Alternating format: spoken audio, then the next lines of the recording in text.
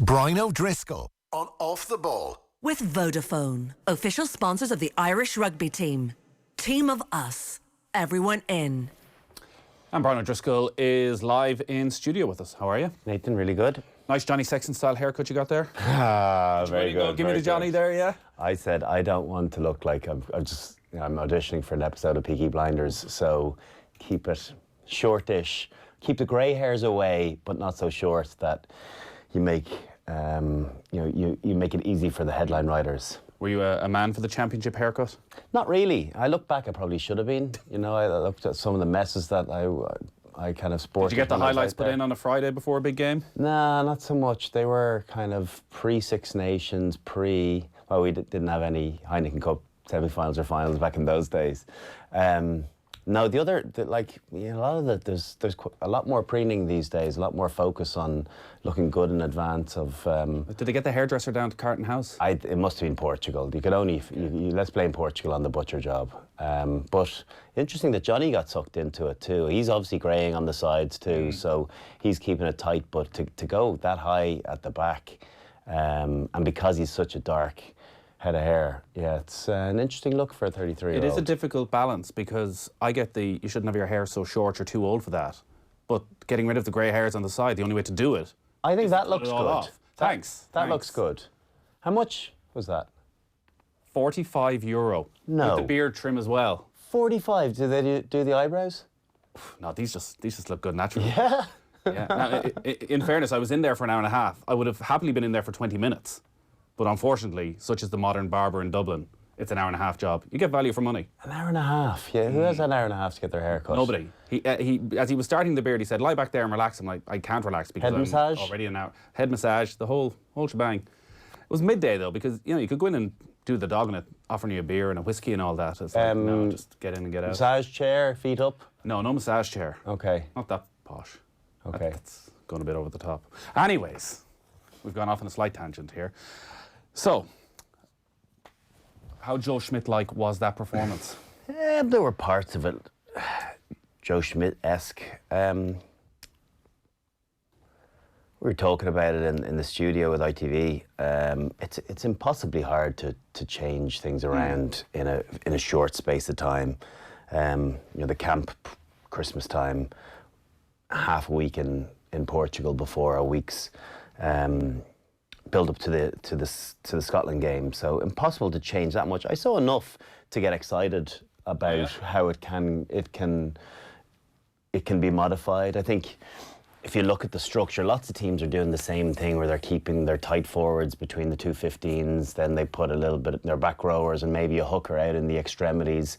And then, they have those little different pods where three together with the outside half out the back, or outside with two forwards where they can hit either of them or screen either of them, go out to the back out the back to another back, or they can dummy switch, hit the forward runner short, or go out the back. So they're all things that they're not a reinvention of the wheel. We've seen them over the last couple of seasons. There's a couple of things that I did notice. When Ireland got into the 5-metre channels, they did exactly what New Zealand did in their modified game plan, where they ran two runners back at the ruck to sit down the first 3 or 4 defenders. The problem with being on the touchline is when there's no blindside to defend, you're looking at 12 defenders in a row. That means you can get incredible line speed, and it's very hard yards in there to put late footwork and get any sort of gain line.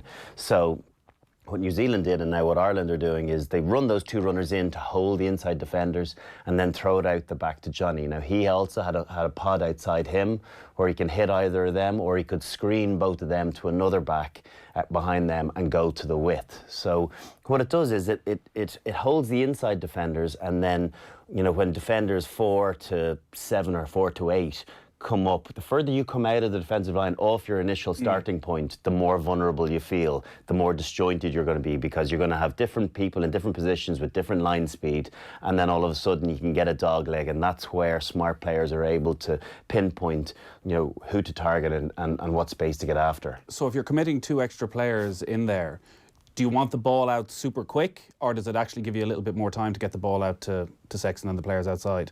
I don't So, sorry, fully understand. what you're talking because about you're there. screening those two guys that are running in. You know, you're not hitting them. Right. Maybe once in a blue moon you hit them to keep that defence honest, but you're throwing it behind them to Sexton to then throw it out to a pod in midfield. Right. Now you have to be careful on the resource of that as well, because if you've only got two forwards, you're looking at a two-man clean, one to carry, the other forward to clear out, and then the back that's in behind to clear out that ruck. But then you've the option of going wide, where it was Aki out the back a good bit of that pod, and he can go to the width, and then it's up to the backs to resource that one out wide. So, you know, numbers. Is that a fundamental change from last November? No, I think that's just a slight modification that I've seen. I don't think we had that in our artillery. I think what we did when we got to the 5 metre, we usually went hard yards with a close knit pod of three to try and get back out to the 15 to create a blind side, with the view to still being able to go open. Whereas this automatically gives you an opportunity of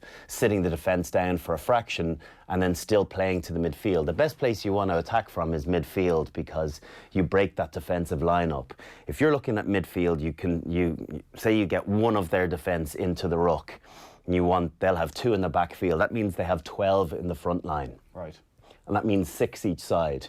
Counter that with 12 across the park. When there's a ruck on the touchline, the line speed you can get from 12 versus 6 each side is massively different. And we were getting that line speed. Were we getting the line speed? Yeah, I think the line speed was pretty impressive. But what's more important is I think for this weekend is that we are going to get that line speed against Wales. They were very impressive, and sometimes to their detriment. I think it's a smart play that they've picked Tompkins in the centre and moved North back out to the wing. I think North made some suspect reads, particularly early on, and Italy carved them, within the first 5 minutes. And then another time, I just thought you've got to hedge your bets a little bit between playing hard line speed, but also cooling the jets a little bit when you can't get there and stop the ball.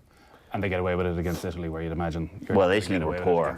Italy made some really horrendous reads themselves, and in attack, Wales looked very effective. They're still a good team, but Italy didn't help themselves. So I think from our attack point of view, I quite like the look of the shape, but there's a big evolution to come from it, I'm sure. But even the intricate little play that we saw the one try of the game from was was lovely to see, something off the training ground.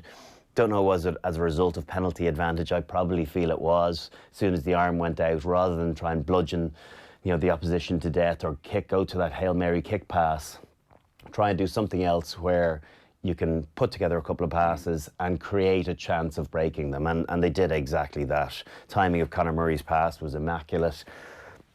The soft hands of Healy, the run of Larmour, all of it was absolutely exquisite. So they'll take a lot of satisfaction from the training ground to match day being so competent. Like, you mentioned the word evolution there, and I think probably it's a word you would have used quite a bit over the last 3-4 months, whereas people want a revolution after the World Cup and they want total overhaul of the squad. And even this team that's named to play Wales feels like a very 2019 Joe Schmidt side.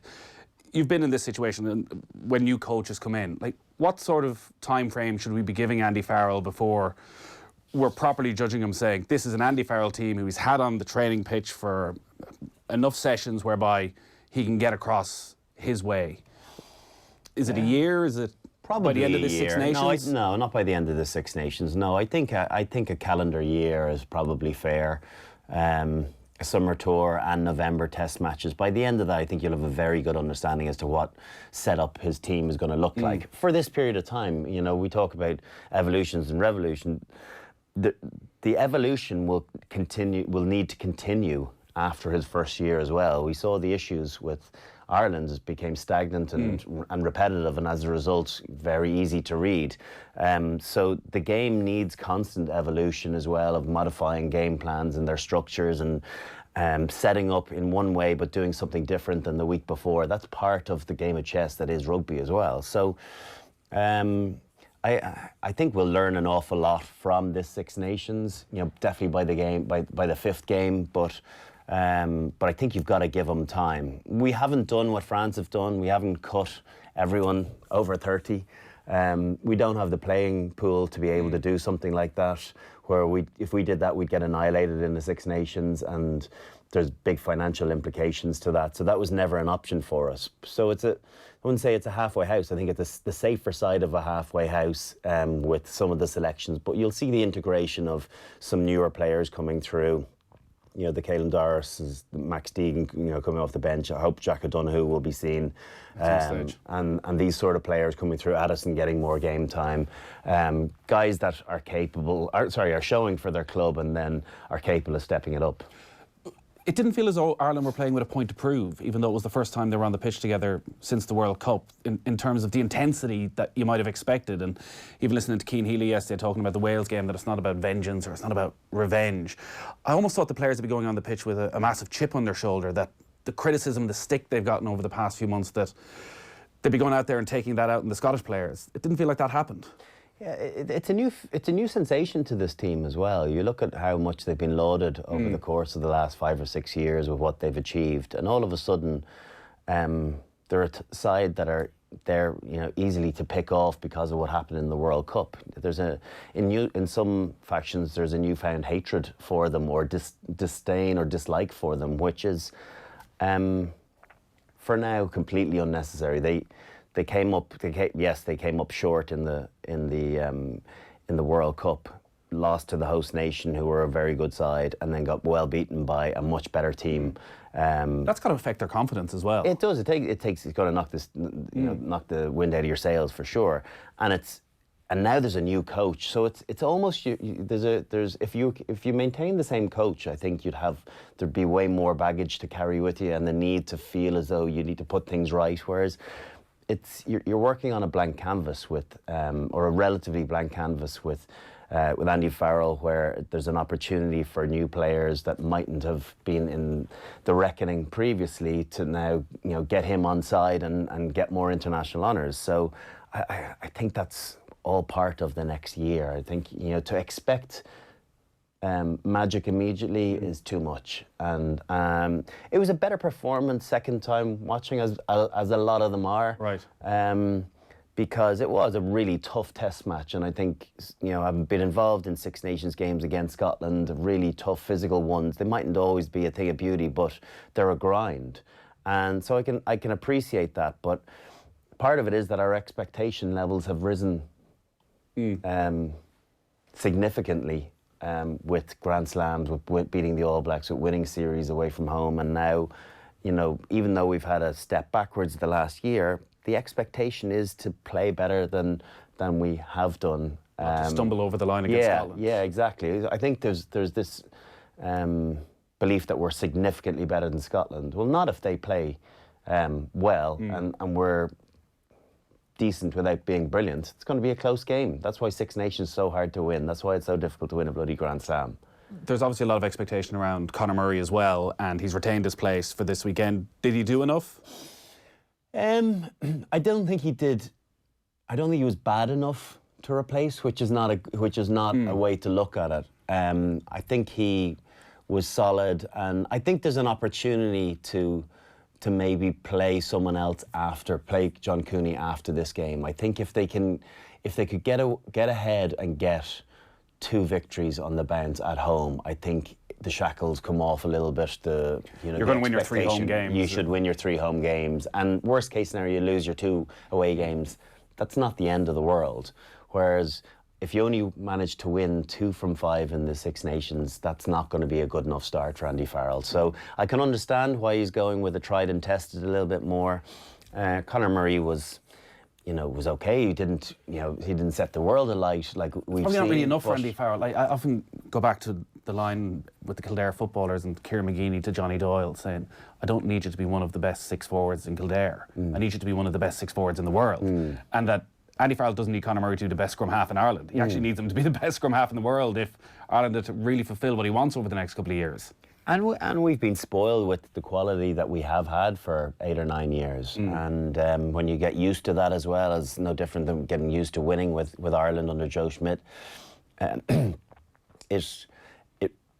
It has more of an indentation when you don't get that standard anymore. And there's been a dip, no doubt, and Conor Murray will be the first to tell you that he hasn't been where he's been previously. And he needs to get back there quickly because it's a very real threat. John Cooney did well when he came on. He had some nice touches, a couple of really big defensive plays where he made a good tackle and then straight away got back on his feet and made a second one. Just someone that was hungry for action. And when you're only getting 20-minute little cameos and you've been playing as well as him, it's sometimes you can overplay your hand of really trying to showcase what you're about. Whereas I thought he contained himself well. The game management was good. Box kick well, a couple of smart little nudges into the corner, keeping this team in the right position. So for me, I thought he did everything that was necessary. And it remains an incredibly tight call. But I understand why Farrell has remained with the two boys in situ, because there's a comfort that comes with their guidance. Is Ireland's box kick as effective as it was a couple of years ago? Certainly feels around the ground that the second Conor Murray box kicks is this massive groan from everybody. Well, I think John O'Sullivan today in the Irish Times made a really good point that with this caterpillar in rucks now, and I don't know if you saw the one with Exeter where there was a social media clip where they had someone in the ruck and 5 attached to one another, which it must have been a 4-metre caterpillar, which again, is slowing the game up, but it's also giving the defence an opportunity to set themselves throw others back into the backfield. So you're dropping numbers back, but also players don't have to play hard in the defensive line. They can play soft off with the ability to run back and protect the catcher as well. So of course you're limiting what you're capable of doing if you slow the ball down. So I think the speed between the decision to box kick and the actual box kick itself needs to quicken up to gain more of a momentum into making it a better 50-50 opportunity. I think our best chance of gaining ball back is definitely through Andrew Conway. He's our best back three player in the air. Consistently gets his timing right. The Scottish were saying that he was milking his the couple of nudges. Fraser Brown one was fair enough.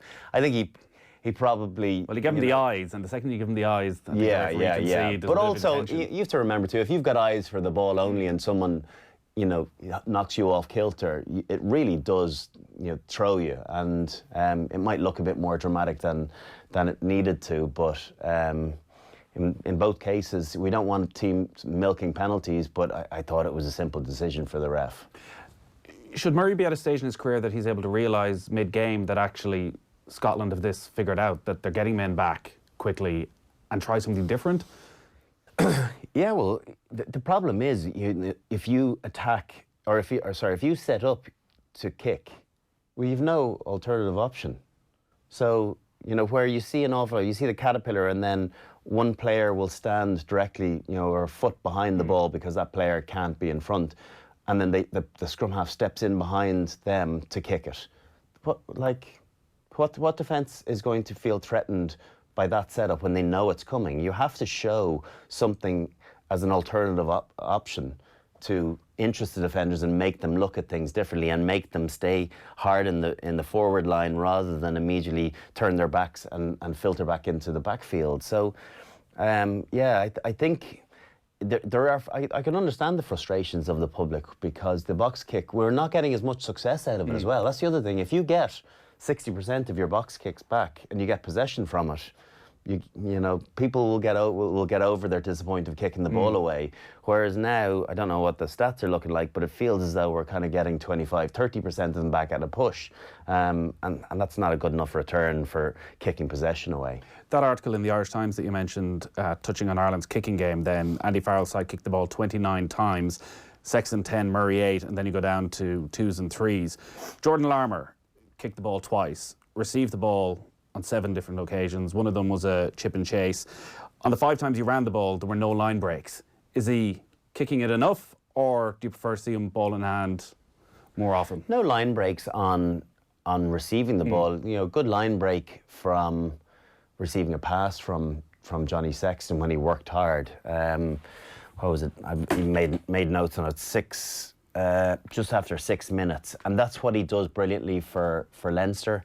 He was in a ruck on the left-hand side, and he works harder than I think lots of other back three players in making himself the additional number around the corner. And it's a really late run, and because he's got this wicked acceleration, he's coasting, and I could see he was blowing as well, but he's coasting, and then all of a sudden Sexton calls him around the corner, and he plays that little creep ball on his shoulder. Hugh Jones has read enough of Sexton, he's taken it to the line enough to interest him, and then gives it to Larmour. Hugh Jones can't get onto him, and line break, ball away to Murray, 30 yards up the field, and that's a brilliant line break. So that's what you get with Jordan Larmour. I think what he has to do with his kick return, and I heard a friend of mine said, we used to have a fullback that never counter-attacked the ball. Now we've got a fullback that never kicks the ball. So can we have somewhere in the middle? And I think there's probably a little bit of value in that. I think he has to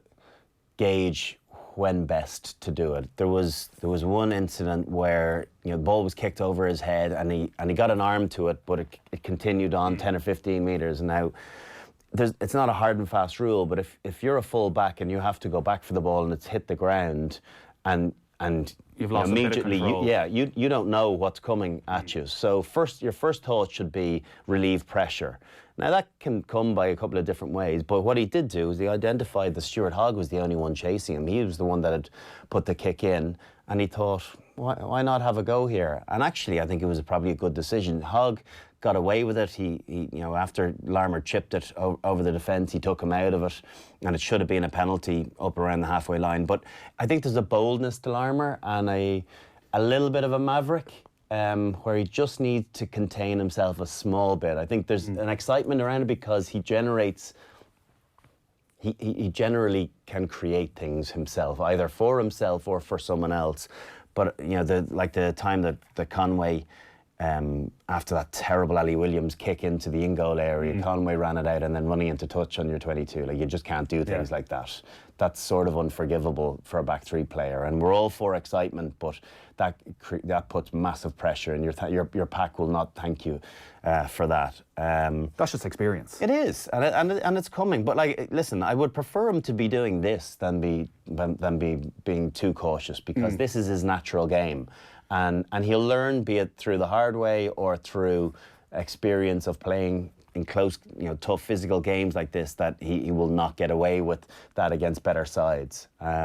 So it's all part of that learning curve. I think he's got nearly 25 caps, and he's still only 22. So this guy has a good bit of experience and a lot more to come. He's going to be here for the long haul, but there's constant. I'm not going to use the word learnings. I saw that there's constant things to learn, where rather than always feeling as though he's the one that create things, throw the pass and then run the support line as well. There was another instance where he made 5 or 10 metres, but if he'd thrown a pass into space where Aki and Conway were and played support runner, there might have been way more on. So he'll look at the video and scrutinise it and get more out of himself the following week. Is that also that step up from Champions Cup rugby, the fullback's a position where you really notice it, where things that come quite easy? In a Champions Cup where you can skip past the 2 or 3 players, you're unlikely to get that in a Six Nations game. Totally. And that, Six Nations is different than other internationals, different than summer tours in November. There's a hardness to it, and it's hard to describe what that is. It's just there's a physicality and a toughness to it where no quarter is given, and you have to earn every yard. And where we felt as though, it's only Scotland, that was a really tough, hard, uncompromising Scotland team that came at us hard and asked a lot of questions. So my initial feeling after watching the game, I was disappointed with the performance. I've softened on that because I feel as though there were some good things, and there was plenty of that grit that Andy Farrell referred to after the game. The sequence of defending off that Hamish Watson break in the last 4 or 5 minutes. Tadhg Furlong's 2 or 3 minutes in that phase of play was absolutely extraordinary. Do you take it all back about having the tug in them? Do you know, I think he possesses a little bit of it. And when I talk about having the tug, I think it's different. You don't have to be Sean O'Brien or Dennis Leamy, but I just think you have to be, someone that is able, that the opposition fear. And I don't know if they were the players that caliber of player is someone that I was talking with in this team. There's no doubt there's toughness and a bit of dog at times in some of these guys, for sure. The way they carry, the way they hit people. But I just feel as though we had unique characters in those two that I mentioned, in Paulie as well, where it just felt as though I'm gonna get in behind him. He's gonna lead the way. He's gonna set the tone. And I think the more of those guys you can have in the team, I think the stronger you'll be for it. I want to talk about the centre partnership because Robbie Henshaw's back in, Gary Ringrose was out injured. Ron O'Gara was in studio on Monday night talking about pre-team naming what he thought may well be a surprise selection in the midfield. He's a guaranteed in the 7, non-negotiable. He plays when he's fit. He's earned the right to do that. Could they go Aki and Earls? I think would be a lovely foil. I like this, Earlsy running lines off his offloads. Okay. Very interesting. His acceleration is better than anyone's in the Irish squad. You might see Addison at 15 and you might see Larmour onto the wing. Right. Well, that maybe ties in with my next question when you talk about Earls and lines of running. You know this back three, so they're like full of talent, and Larmour and Stockdale, and be it Conway or Earls. I'm sure at times they need to hold their width and not be close together. But we'd love to see them almost running around each other and giving it and getting it back and throw a blanket over them at times and really tearing teams apart as a unit. Because I look at Larmour, he gets the ball and he does it on his own a little bit and it's great. Stockdale feels like an individual to me at times. Earl's sometimes doing great stuff on his own out in the wing. Are we facilitating them getting together? A little gang forming and kind of ripping teams apart in places? I think, to explain this accurately, I think when you have your wingers high in the defensive line, your 15 is isolated, which means they're not really in that much of a... So they're cutting off the running threat by being high, so they're going to kick, and it's either probably the 9 as a second wave of defence and Larmour on his own at the back, covering all the space. Okay, really. So in those moments, it's hard for them to But I agree with you. In attack, I think there is definitely scope for playing, for getting a second touch. Yeah, I think there is absolutely huge scope in that regard, either off a 30-metre blindside, or else playing same way, or else having, if you play a roving role, if you understand me, with your winger, like Larmour, Stockdale and Earls are deadly at that. Yeah, Ron O'Gara there on Monday nights Off the Ball. You can check all that out on offtheball.com. All that makes sense? Yeah, I was listening to it in the car on the way in here. Yeah, it does. It does. Obviously, Rod's the coach and he's worked within the Irish system. I'm sure he's talked to Stuart Lancaster and the coaches down in Munster, and he's a real student of the game. So being able to identify, that's the system certainly in Leinster and Ireland. Probably a little bit softer in Ireland, playing the wingers not quite as high as they do in Leinster. So it does leave a huge amount of work for the full-back, and that's where grass cover and understanding of where to be or where the ball's going to be, that's where you can't exchange it for experience. That is where it comes in. He is learning from the best though at Leinster. He is. Like Rob Kearney's still there. Rob Kearney was phenomenal at it and continues to be phenomenal. Gervin Dempsey was very good at it. But Carney really set the tone on it, and he does have the best to learn from. I'm sure there's a generosity to what Rob is telling him to look for, but it's definitely a difficult role as a fullback in the modern game. You don't always have that 9 in the backfield. Sometimes it's the 10, but a lot of the time you're going to be covering grass cover, particularly when you're in.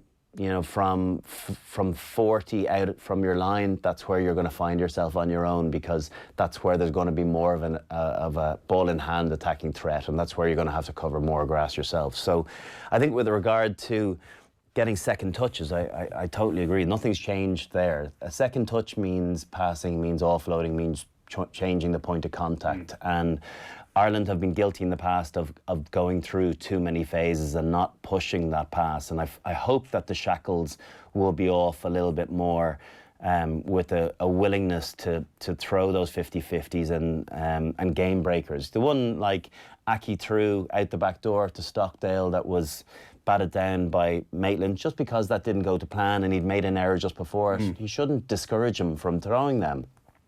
You know, another time that sticks and Stockdale is gone. So I think we should encourage to be that creativity that clearly exists and maybe has been inhibited a little bit in some of these players over the course of the last couple of years. I think that needs to flourish and come out again. And you can hear it in some of the comments from Henderson, that the environment is different. There's a calmer environment where... Yeah, Conor Murray described the Monday Morning Review as good fun. Farrell said we're trying to make it inclusive, get some proper feedback, get them talking. Ian Henderson, there's a different mentality in meetings, different relationship between players and coaches. Obviously, none of this reflects very well on Joe Schmidt, it seems.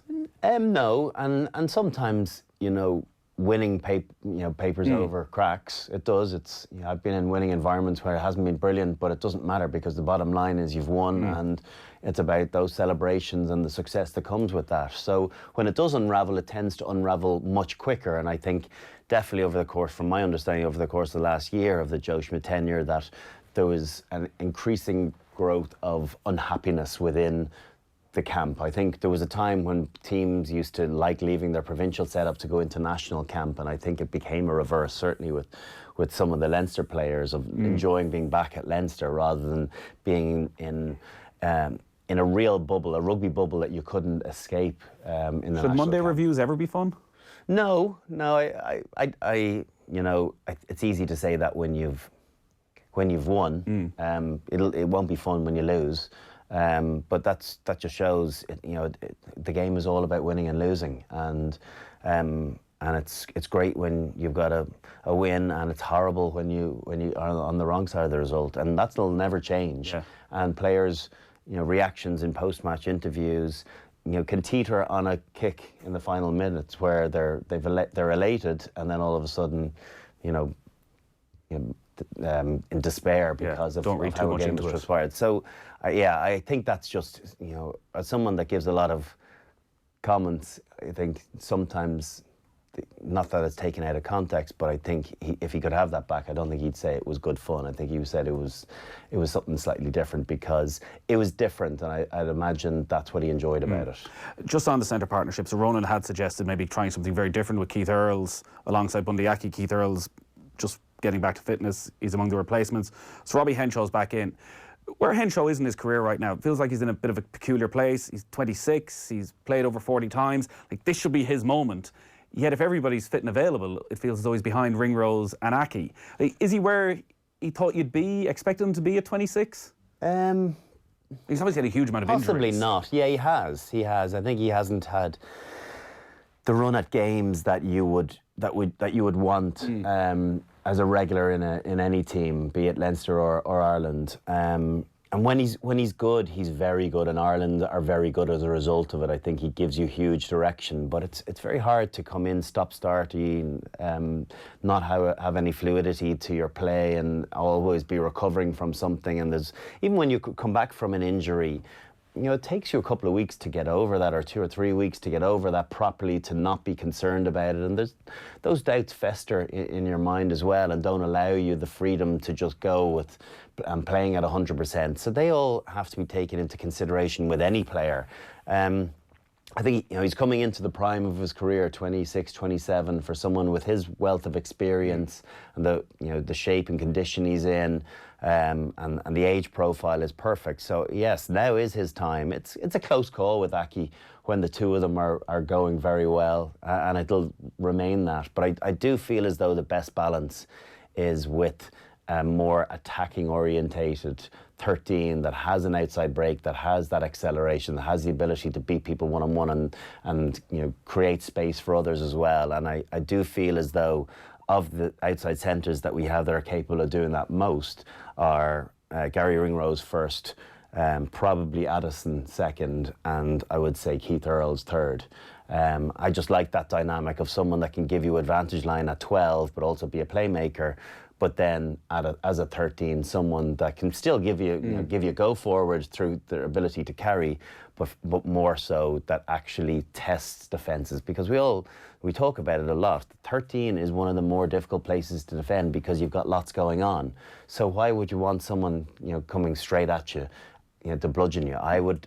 Someone asked me on Twitter earlier on today, would I prefer to play against George North or Tompkins? And I reckon I prefer to play against George North because I think, yes, he's massively powerful and you have to deal with that, but at least I know what I'm getting there. Whereas with Tompkins, I just feel as though there's a little bit more variety to his game, something where he can draw you in and then do something else. And they were always the players that I feared, and that's why someone like Vakatawa is a phenomenon at 13, is because he can do it all. He's got the sleight of hand, he's got the passing game from sevens, but he can bowl you over, but he can also do you in a phone box. So I would have a preference for a faster, creative 13.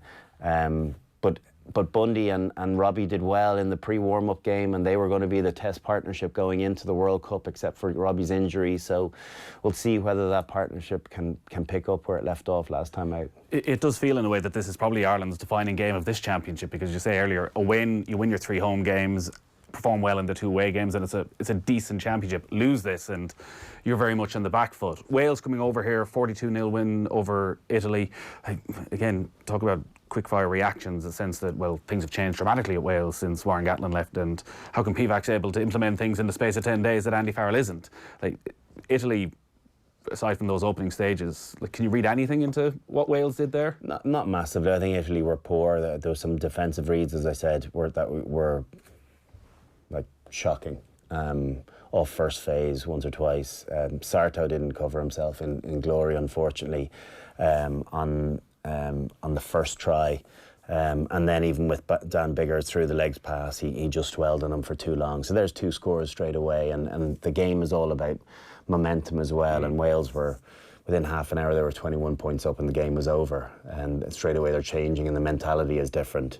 You have to remember too that Wales are a confident nation, and they've every reason to be confident on the back of what they've done last year in a Grand Slam, and then going to a World Cup semi-final, and could easily have been World Cup finalists. So there's no reason why they shouldn't pick up where they left off in expecting to win those sort of games.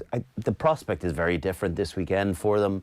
I was inquiring with 1 or 2 Welsh journalists before I came in as to what the chat is over there, and they said it's quite quiet. There's a realisation that there's not a lot to be learned from the Italian game, but they're expecting a far different proposition and a very close game this weekend, with perhaps them just to edge it. That's the sense. You'd miss Gatland. Yeah, listen, he's bombs thrown out the week of the game. Yeah. Like you always, there was, a bit like him or loathe him, a bit like Eddie Jones. He was good for the game. He created talking points and created excitement, and he had a winning mentality and continues to have a winning mentality down at the Chiefs. So, listen, it's the cycle of the game. We still have Eddie Jones for the time being. Obviously backfired quite dramatically last weekend against the French. Did you see that coming from France? No, I didn't. They're always going to be difficult at home. They went through 1 or 2 Six Nations where I wouldn't say they were an easy touch there, but far easier than any French team that I've known in France. But it looks as though they're, with the squad they've selected, with 1 player, 30 and over, with the average age in that squad of 24, 25, that they are building for next year, and then 2023, with the focus on trying to win that World Cup at home. And so maybe some of these early games were a freebie, but I think what's exciting about them, and first of all, it's important to have them back, as a main player within World Rugby. We need them. We've missed them, and I hope we get the French team not from, the last decade, but from the noughties that played some scintillating rugby that were a joy to watch, and that played with a huge passion, and now they have this defensive system and understanding under Sean Edwards, if the first game's anything to go by, where they get as excited when they don't have the ball as when they have it, which is not really a French trait, but something that if they can have that instilled in them, they will be wickedly hard to beat. What is the brilliance of Sean Edwards? I think he's a man motivator. I think obviously organisation is key and understanding what your role is, but you've got to get really excited for defending. It's not a necessary evil. Right. It's something to really get your teeth into and something to look forward to. And I don't know which of the pundits it was talking about it on Sunday. Might have been Shane Horgan talking about Teddy Thomas. He better be very careful. It doesn't matter what you do in attack, because if you don't work hard for your defence, you won't get in. If Sean Edwards has a say, you won't get in his teams. And as brilliant and mercurial as he is going forward, he's lazy going backwards and he feels as though he has to do defence rather than it's 50% of his role remit. And you've got to adopt that attitude and get hungry for it and feel as though it's something to really relish. And he, so we'll see that evolution over the course of the next 5 weeks as to whether they can build on that week on week, because they set a brilliant standard against England, just a real appetite to get up off the floor and work for one another, and something that we haven't seen in a French team for a few years.